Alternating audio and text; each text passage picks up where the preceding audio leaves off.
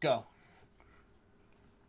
Hello, ladies and gentlemen. Welcome back to Excellency Esports Mid-League. Last episode, we saw CB Rush absolutely obliterate Death Cards Academy live for the show match. And this week, they're looking for more blood to extend that nice 17-1 record.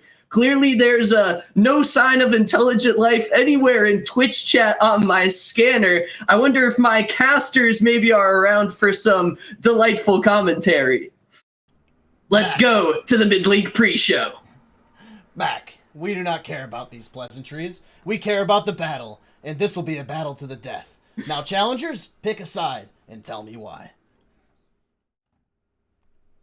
Gunjin, I think it's time. I think it's necessary, man. Fever needs us. This is their moment. They're not going to get one tooth this week.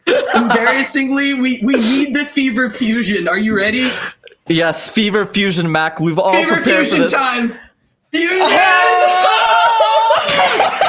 we do it right? I think we did. We did it! We got it. Oh, wait, no, Gunjin got it. All right, the Fever Fusion. They got it. All right, Fever Fusion's about to take over. This is the fight for bragging rights, and Fever's literally gonna smurf. All right, we got Macjun in the fight for them. CB Rush's health is about to get obliterated. You guys are ridiculous to think that you're going to be able to face up against CB Rush, because there's nobody that's going to be able to beat the CB Rush power force over here. Cam, strike a pose. Oh, I can't balance. CB Rush force is weak. They didn't get the fusion form down. This is just the beginning for what's going to be a rough night for the CB Rush force. All right, Icarus, I'm curious. I'll give the CB Rush force the choice of which lane we wanna start with here for the fight for bragging rights. I personally want to start with this top lane matchup, Rutledge versus Stubby here. We got to look at just how insane Rutledge is. This man is coming in as the #1 highest kill participation across the entire league at 8.22 average kills per game, and he's played all 18 games. This is almost doubling the 4.76 kills per game that Stubby is running over the course of 17 games. So they're even on the amount of games, but he just has twice the amount of kills. And when we consider the champ pools that both of these guys like to play, you know, they're both playing very lane dominant champions, and it's still coming out heavily in Rutledge's favor almost every single time. All right, Icarus, fair points. Rutledge, kind of good player when it comes to this whole League of Legends thing.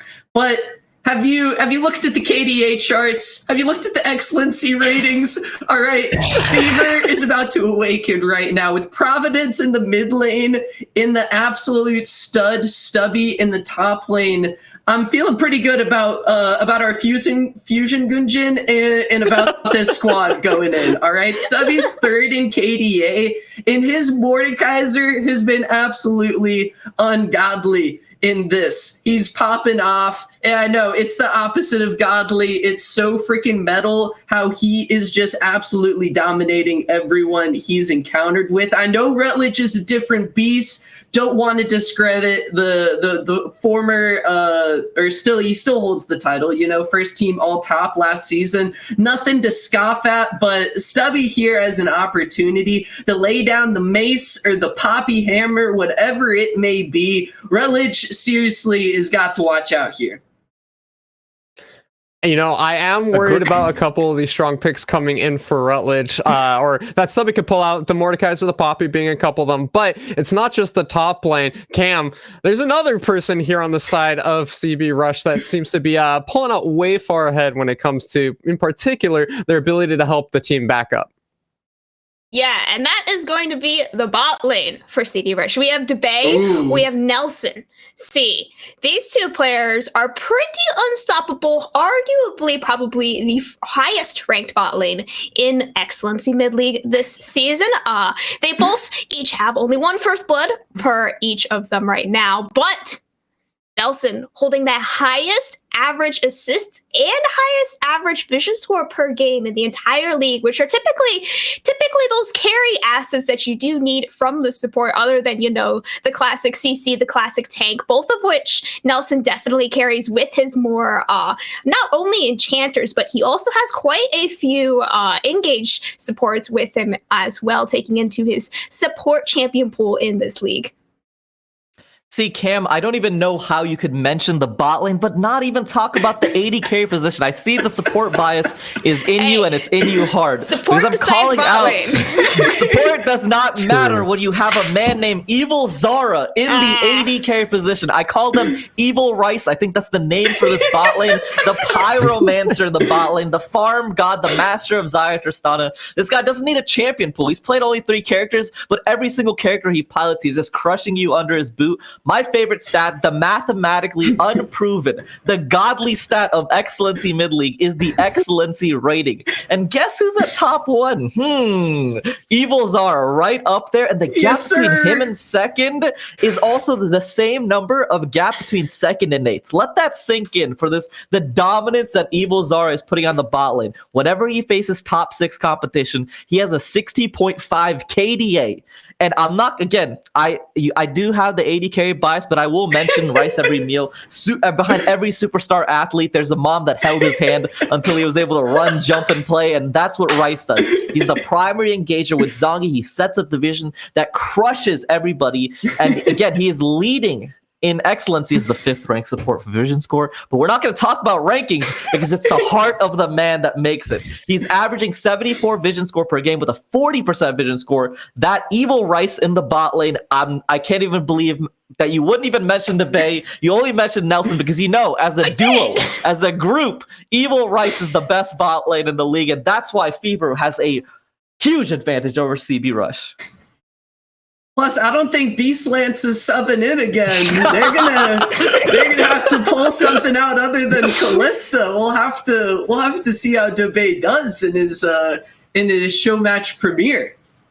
All I'm saying is that you take away the Xayah and you ban out the Tristana, and all of a sudden, what is Evil Zara going to play? You said don't mention champ pool, but he's only played 4 champions. His other 2 options are Kaisa and Vayne, 2 very short-range AD carries that are going to struggle versus the lane. In particular, Debay, who plays a lot of Caitlyn, would absolutely punish those styles of champions. And, you know, we got to keep in mind, champ pools here are extremely important. We're talking about champ pools as well. We have got to talk about the champ pool gap that is going to be the AD carry role. Debay has played a little bit of everything versus those 4 champions that have only been played, only those 4 champions that Evil Zara have pulled out.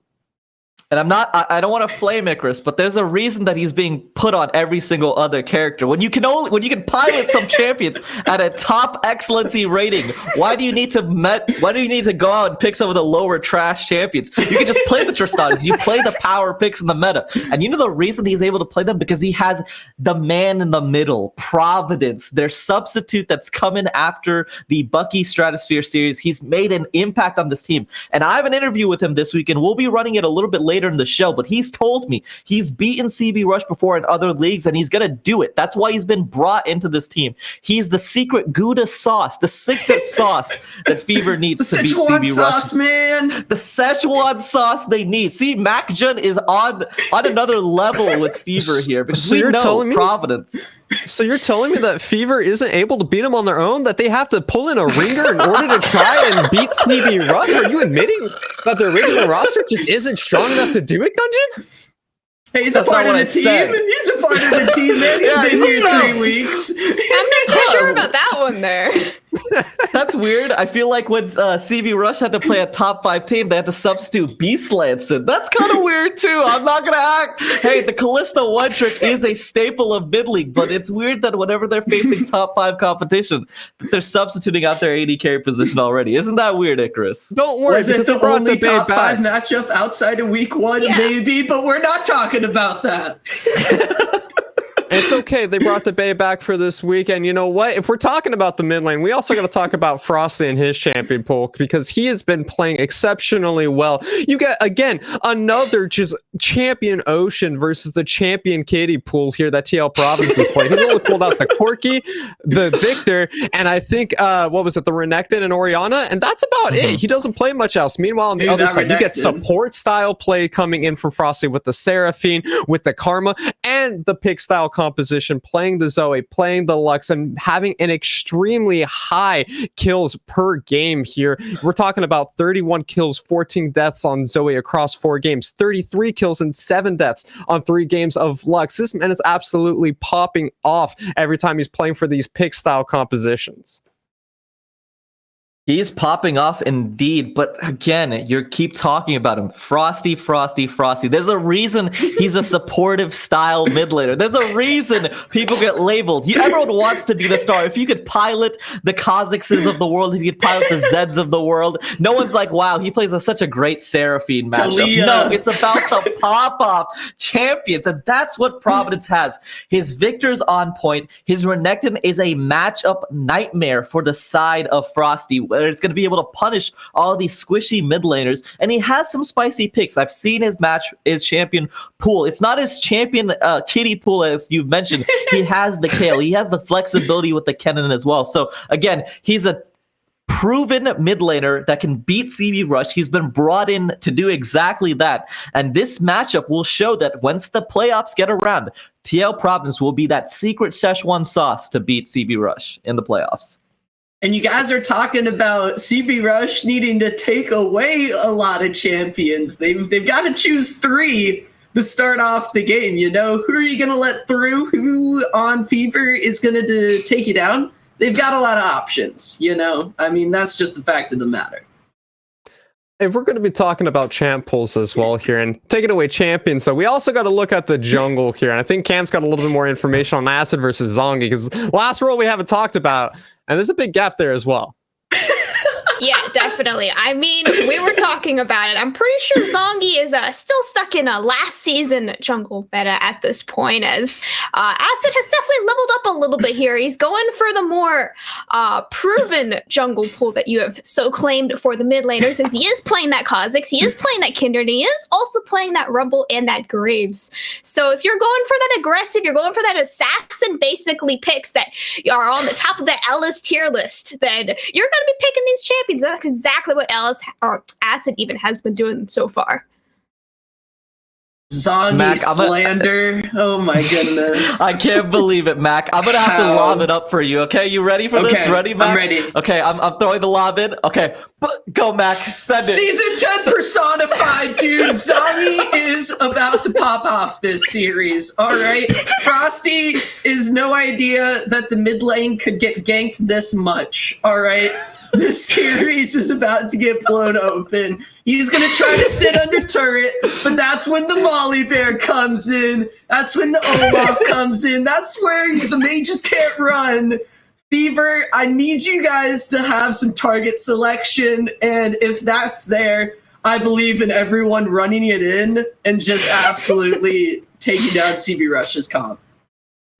Ben Volley Bear. Ooh, spooky. What does Zongi do now? Oh no! Maybe he walks in the Trundle. Ooh, take that away. Maybe the Olaf. Now what? Dude, then the Tristana gets through. That's what Fever wants. That's what Fever wants. They want you to ban Season 10 champs, Icarus. They want you to take away the comfort. Where's the Rumble? Where's the And then the evil rice. That... You don't even have to put in boiling water, you know, that's just hot and ready, straight out of the fridge to pop off. Well, it looks like you guys have fought diligently, but the health bars are just about empty. We cannot call a winner just from your very, very valiant efforts, ladies and gentlemen. But it's okay. We're going to find out on the Rift here soon. Hopefully, the actual series is just as exciting as your guys' pre-show. Woo! Catch you guys in just a little bit. We are going to be going into a short break as we get all ready and loaded up for draft for game number 1. The show match of the century, the fight for bragging rights, is about to start. Don't click out of that browser. We'll see you in a bit.